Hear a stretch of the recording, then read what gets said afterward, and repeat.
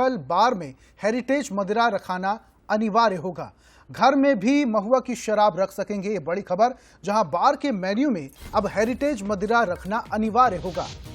ये बड़ी खबर। सरकार का अलग फैसला, महुआ के फूल से बनती है हेरिटेज मदिरा। महुआ के कारोबार से जुड़ा है आदिवासी समाज, अनुषांगिक विषयों पर गठित समिति की बैठक हुई, ये बड़ी खबर। आदिवासी समाज महुआ के कारोबार से जुड़ा हुआ है। आपको बता दें कि राज्य सरकार लगातार आदिवासियों के उत्थान के लिए काम कर रही है और आदिवासियों के उत्थान से जुड़ा हुआ एक और फैसला, जहां अब महुआ की जो शराब है उसे होटल में रखना अनिवार्य होगा, बार के मेन्यू में हेरिटेज मदिरा रखना अनिवार्य होगा और अब आप महुआ की शराब घर में भी रख सकेंगे। होटल बार में हेरिटेज मदिरा रखना अनिवार्य होगा।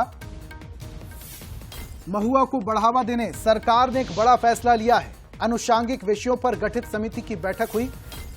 और ज्यादा जानकारी के साथ हमारे सहयोगी सूरज शर्मा लाइव जुड़ चुके हैं, सीधा उनका रुख करते हैं।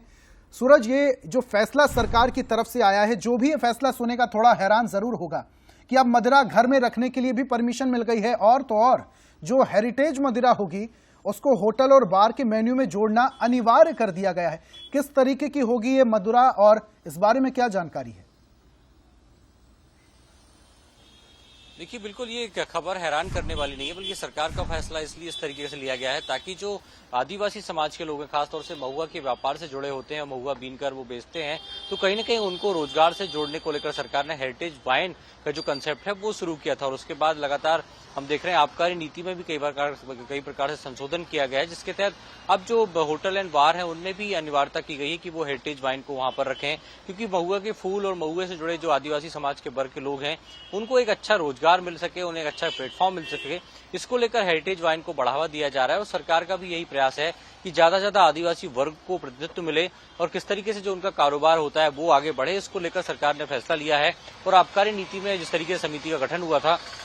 उस बैठक में फैसला लिया गया है कि अब होटल बार के मेन्यू में हेरिटेज वाइन को शामिल किया जाएगा और जो खासतौर से परमिशन होती है कि 4 बोतल तक लोग अपने घरों में भी रख सकते हैं, जैसे कि जो सिंपल आबकारी नीति है उसके आधार पर हेरिटेज वाइन को भी आप घर में रख सकते हैं। तो कहीं ना कहीं आदिवासी समाज को जो चलिए ठीक है सूरज, लेकिन ये तो देखिए, ये तो समझ में आता है कि सरकार ने फैसला लिया है और हेरिटेज शराब जो है उसको मेन्यू में जोड़ा जाएगा, लेकिन इसके लिए क्या लाइसेंस की भी प्रक्रिया होगी? जिस तरीके से अंग्रेजी शराब के लिए लाइसेंस बनवाना पड़ता है, तो क्या ये आदिवासी अब हेरिटेज शराब देने के लिए या बेचने के लिए लाइसेंस बनवाएंगे?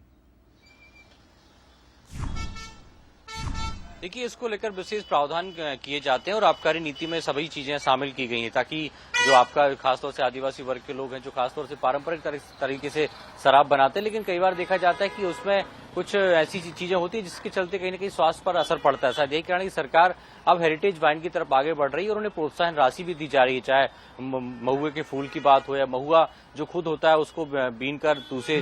जगह जो बेचने का काम होता है, तो उसको लेकर सरकार प्रयास कर रही है कि उन्हें पारंपरिक रोजगार से जोड़ा जाए और हेरिटेज वाइन के तौर पर उनकी जो शराब है वो